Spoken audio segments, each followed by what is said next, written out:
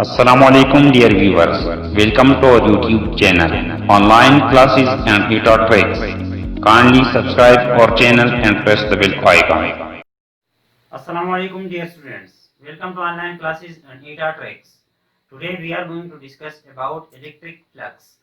Dear students, suppose ये हमारे पास electric lines of force आ रही है जो आप पहले इसे पिछले वाले लेक्चर में पढ़ चुके हैं और यहाँ पे हमने एक एरिया रख लिया, एक सरफेस हमने रख लिया जिसका एरिया है ए। तो यहाँ से ये दो इलेक्ट्रिक लाइंस ऑफ फोर्स जो है ये पास होंगे, जबकि ये दो electric lines of force pass नहीं हो रहे हैं। इन दो इलेक्ट्रिक लाइंस ऑफ फोर्स जो इससे पास हो रहे हैं इनको हम कहते हैं इलेक्ट्रिक फ्लक्स। इलेक्ट्रिक फ्लक्स क्या है?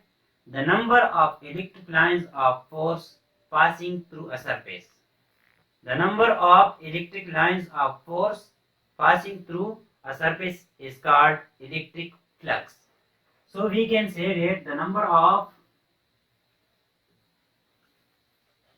electric field lines, या इसकी जगह आप इलेक्ट्रिक लाइंस ऑफ फोर्स भी लिख सकते हैं। Electric field lines passing through a surface is called electric flux. अब डियर स्टूडेंट्स, इलेक्ट्रिक फ्लक्स को हम रिप्रेजेंट करते हैं बाय पाई। ये हम पाई से रिप्रेजेंट करते हैं और ये बराबर होता है E vector dot A vector. ये ई जो है ये हमारे पास इलेक्ट्रिक फील्ड है जो हमें पता है वेक्टर क्वांटिटी है, लेकिन क्या एरिया जो है ये वेक्टर क्वांटिटी है? 9th में तो हम पढ़ते थे कि एरिया जो है स्केलर क्वांटिटी है, क्योंकि वहां पे डॉट और क्रॉस प्रोडक्ट का वो हमारे पास कंसेप्ट नहीं था। एरिया जो है ये वेक्टर क्वांटिटी है। किस तरह? हम पहले इस पॉइंट को डिस्कस करते हैं कि हमने यहाँ पे एरिया को वेक्टर क्यों लिया है और फिर इसके बाद ये पॉइंट डिस्कस करेंगे कि यहाँ पे हमने डॉट क्यों लिया है, क्रॉस क्यों नहीं लिया। डियर स्टूडेंट्स, चलते एरिया को डिस्कस करते हैं कि एरिया किस तरह हमारे पास वेक्टर क्वांटिटी है। सपोज मैं 3 डायमेंशनल सिस्टम लेता हूं। यहाँ पे ये एक्स एक्सिस है, ये वाई एक्सिस है, ये हमारे पास जेड एक्सिस है। यह एक्स एक्सिस पे हमारे पास एक वेक्टर है जिसका लेंथ है ए। इस वाई एक्सिस पे एक वेक्टर है जिसका भी लेंथ है ए। आसानी के लिए मैंने दोनों का लेंथ सेम रखा, आप अलग भी रख सकते हैं। अब डियर स्टूडेंट्स, अगर मैं ए और ए को मल्टीप्लाई करूं तो क्या यहाँ पे एरिया आ जाएगा? A multiply by A is equal to A square. ये हमारे पास एरिया आ जाएगा। लेकिन अगर आप देखिए क्या ये ए और ए का जो प्रोडक्ट है ये डॉट प्रोडक्ट है या क्रॉस प्रोडक्ट? इनके दरमियान जो एंगल है ये है 90 डिग्री। तो a multiply by a, magnitude of this side, magnitude of this side multiply by 1 मैं लिख सकता हूं। 1 किस लिए है? 1 किस लिए है? 1 इसलिए कि हम निकाले कि यहाँ पे cos थीटा आता है या sin थीटा आता है। अब dear students, a multiply by a 1 अगर आप देखें तो यहाँ पे ए और ए के दरमियान जो एंगल है वो है 90। अब cos ऑफ 91 के बराबर है या sin ऑफ 91 के बराबर है? cos ऑफ 90 0 के बराबर है, sin ऑफ 90 1 के बराबर है। तो यहाँ पे मैं लिख लेता हूं sin ऑफ 90। ये बी वेक्टर है, ये बी वेक्टर है, एक वेक्टर ये है, एक वेक्टर ये है, यहाँ पे मैंने लगा दिया साइन 90। तो मैं अगर ये साइन 90 खत्म करना चाहूँ तो ये क्रॉस मल्टीप्लिकेशन से खत्म होता है। इसका मतलब ये कि ए क्रॉस ए हमारे पास एरिया आ गया। और हमने पढ़ा था कि क्रॉस प्रोडक्ट को हम वेक्टर प्रोडक्ट भी कहते हैं। तो यहाँ पे ये वेक्टर मल्टीप्लाई हुआ है इस वेक्टर के साथ जो क्रॉस प्रोडक्ट है, तो क्रॉस प्रोडक्ट में रिजल्ट में भी हमें वेक्टर मिलता है, तो इसलिए जो एरिया आया ये भी हमारे पास वेक्टर है। अब डियर स्टूडेंट्स, ये बात तो समझ आ गई कि एरिया जो है ये वेक्टर क्वांटिटी है, लेकिन अब एरिया का डायरेक्शन क्या होगा। आपने क्लास 11th में पढ़ा है सेकंड चैप्टर में कि हमारे पास क्रॉस प्रोडक्ट में रिजल्टेंट का जो डायरेक्शन है वो बाय राइट हैंड रूल हम फाइंड करते हैं।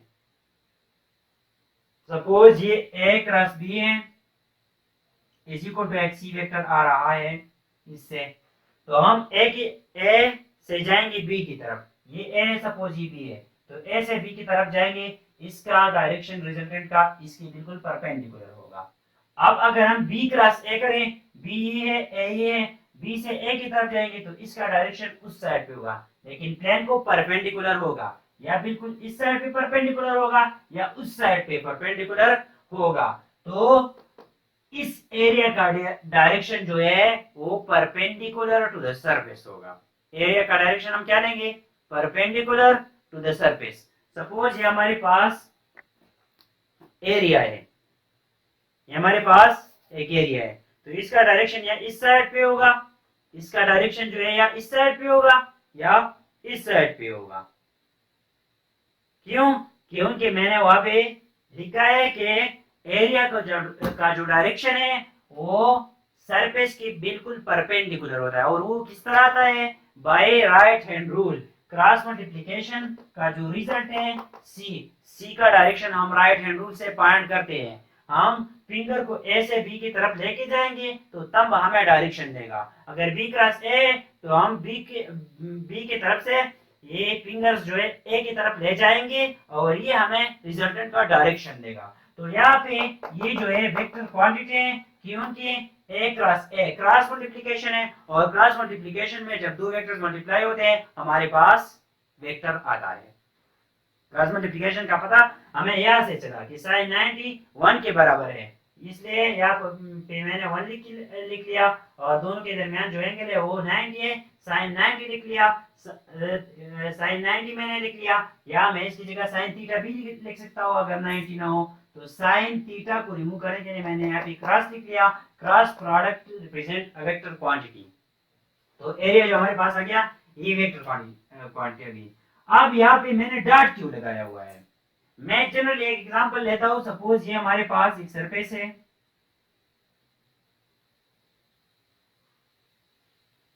इसका डायरेक्शन ये होगा एरिया का, या इस साइड पे होगा क्योंकि परपेंडिकुलर टू द सरफेस होगा। मैंने अब वहां पे आपको बता दिया राइट हैंड रूल पे। यहाँ पे एरिया का डायरेक्शन हमारे पास ये है। अब सपोज करें इलेक्ट्रिक लाइंस ऑफ फोर्स इस तरह पास हो रही इस साइड से, और यहाँ पे एक एंगल बन रहा है थीटा, ये हो गया, यहाँ पे एक एंगल बन रहा है थीटा इसके साथ। तो ई को हम दो कंपोनेंट्स में रिजॉल्व कर सकते हैं, ये ए है, ये ई है।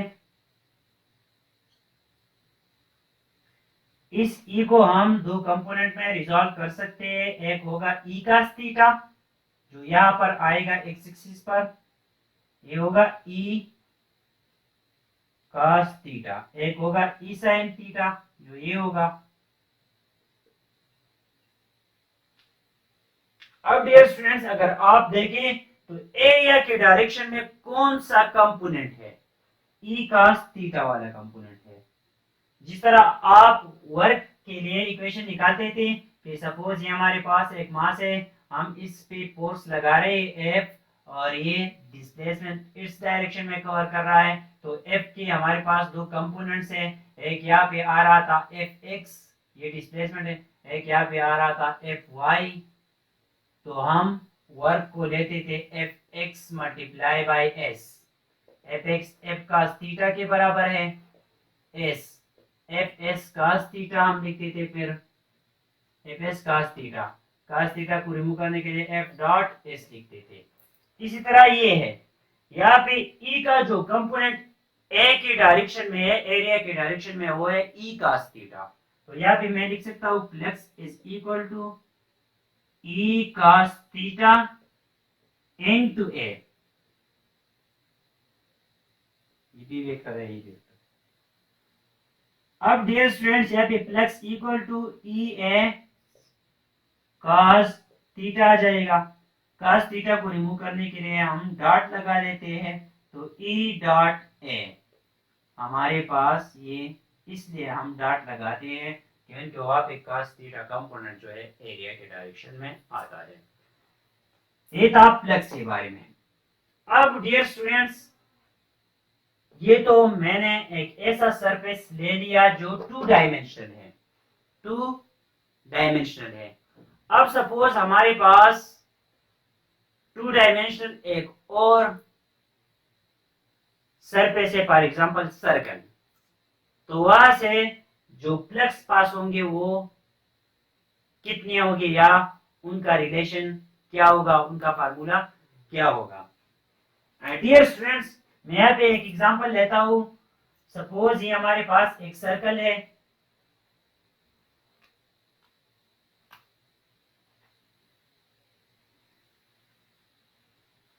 इसका जो रेडियस है वो आर है, और फ्लक्स यहां से पास हो रही है इस तरह। यहाँ पे जो एंगल बन रहा है वो 30 डिग्री बन रहा है। तो अब हमारे पास फ्लक्स क्या आ जाएंगे, flux is equal to E dot A, flux is equal to, suppose E value हमारे पास है 2, ए तो हम फाइंड करेंगे, और आर का जो वैल्यू है वो भी है 2, रेडियस हमारे पास भी 2 सेंटीमीटर टू मीटर, आप जो यूनिट पुट करना चाहिए पुट करेंगे। यहाँ पे हमारे पास आ जाएगा ई है cos of theta, flux is equal to E हमारे पास क्या है 2 है, एरिया हमारे पास सर्कल का बराबर होता है पाई आर स्क्वायर का। तो R square it means 2 square, तो 4 आ जाएगा।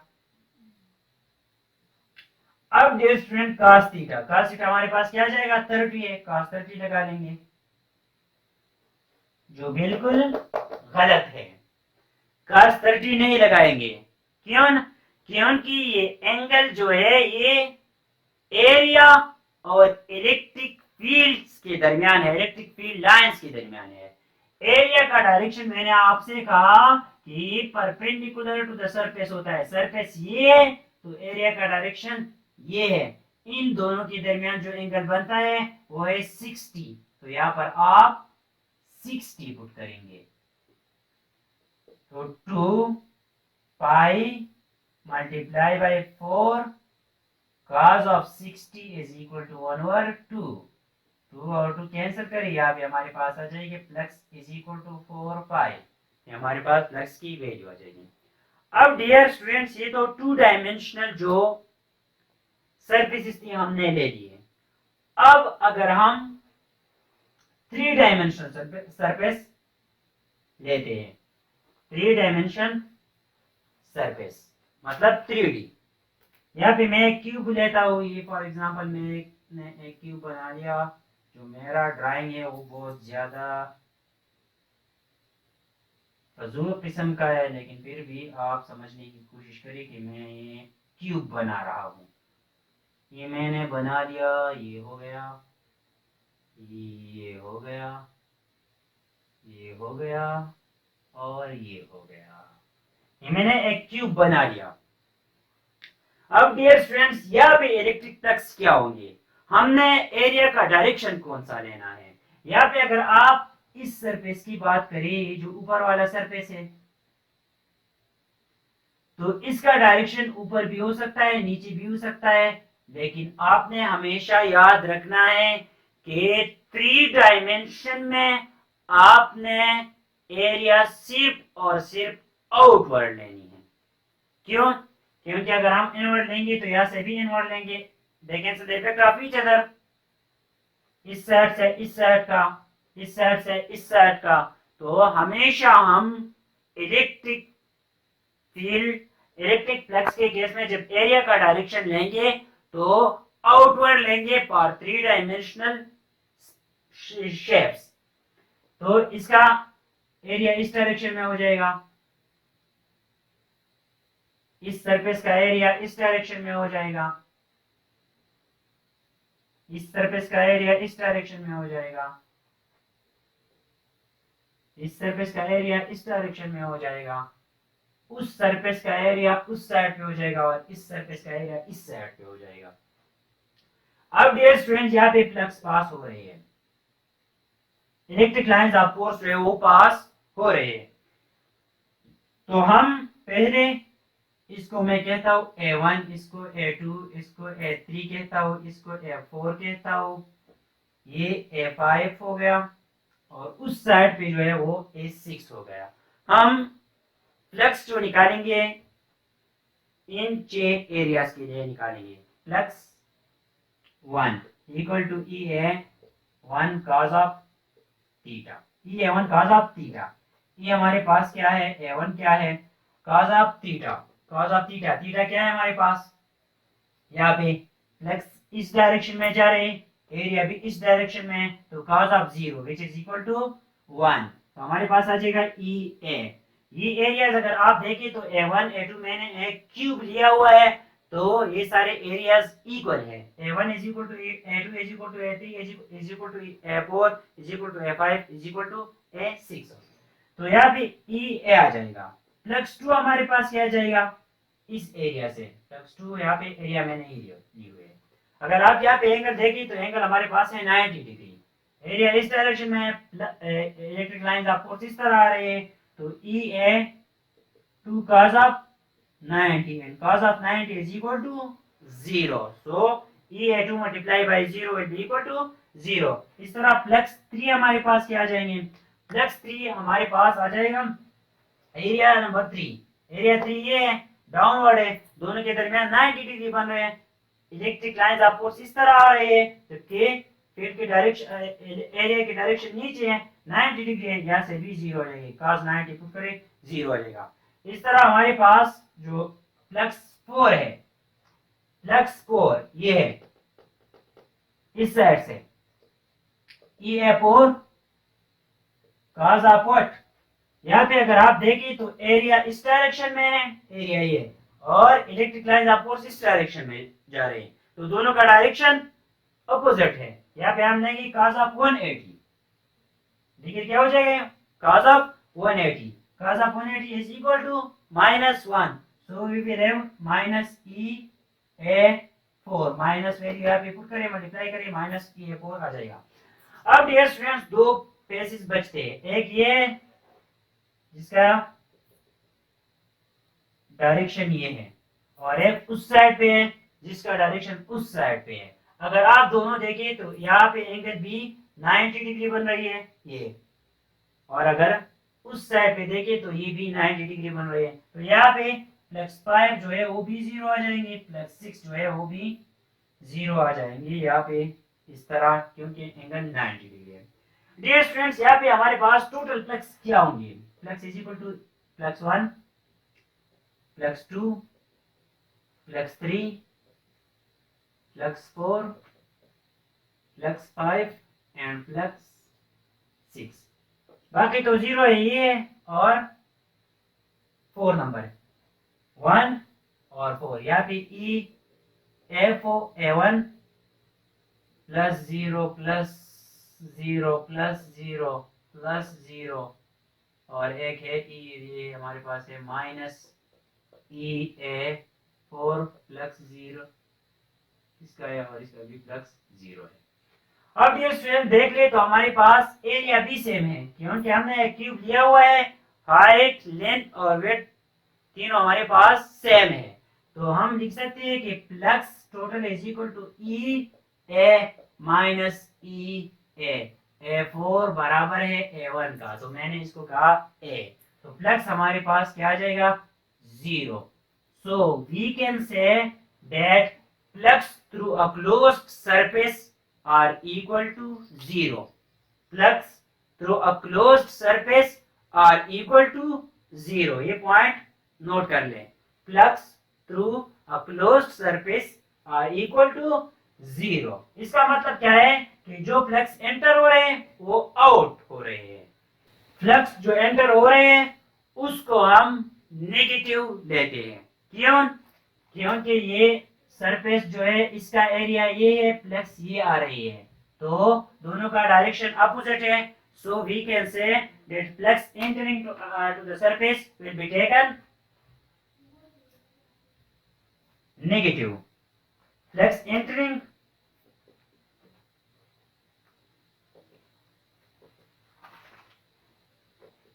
negative, flux outward